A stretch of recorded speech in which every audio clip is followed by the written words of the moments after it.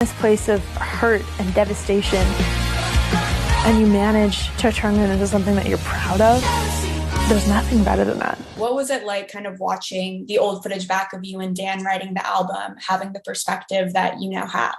Yeah, I think it's so cool. I mean, obviously the songs from Sour completely have taken on a whole new meaning, and they kind of have a life of their own now, which I think is just a natural thing that happens when you put out music. But it was really cool to go back and revisit the songs when they were just like kind of seeds of an idea, when they hadn't become what they are today. So that was really cool, and just kind of reminded me a lot about like the magic that songwriting is. Totally. And obviously you have some amazing live performances in this film as well. What kind of inspired those rearrangements for you, and how did you go about creating those performances? Yeah, I really wanted to make this film for my fans, and especially my fans who maybe couldn't come to my tour this go around. And so I thought it would be really cool to kind of rearrange the songs. So it's almost like a brand new concert for them.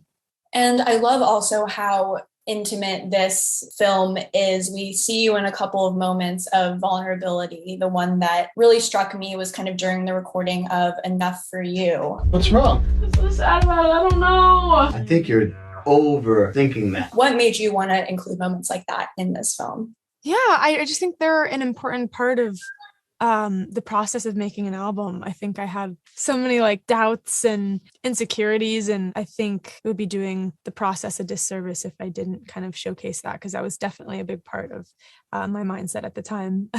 And you have some special guests throughout the film. I particularly loved the high voltage performance of Brutal that has Blue the Tiger and Tower Bird. You're listening to the most popular song on the planet. What made you want to include them in that version, and how did that collaboration kind of come together? Yeah, I like found them both on TikTok, and I think they're the coolest, and I've known of them for a while. And there's just something so special, I think, about like girls just like rocking out together, and that's like an all girl band. And I don't know, it's just so empowering to me. I love women in rock, and I feel like we don't really like see as much of it as we should in the media today. And so it was really cool to kind of do that in the film. That's one of my favorite performances.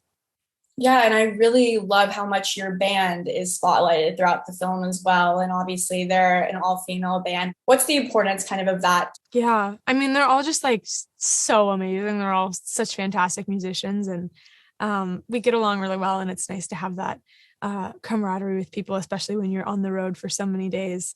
But yeah, it's going to be so fun to go on the road. I just, I kind of put out all my music in isolation because it all kind of happened during COVID.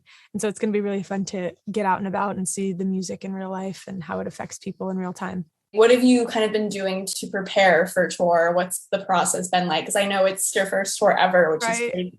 I know. It's so exciting. I've just been doing a lot of rehearsals and lots of like vocal exercises, trying to, get my voice in good shape. You know what? Yesterday, actually, I ran on the treadmill and like sang my songs, because sometimes when you're like drumming on stage, you get really winded.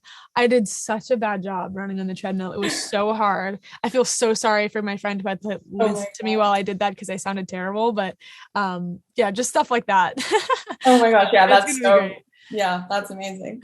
My last question, we hear this song during the end credits that I believe is an unreleased song. Is that correct? Yeah.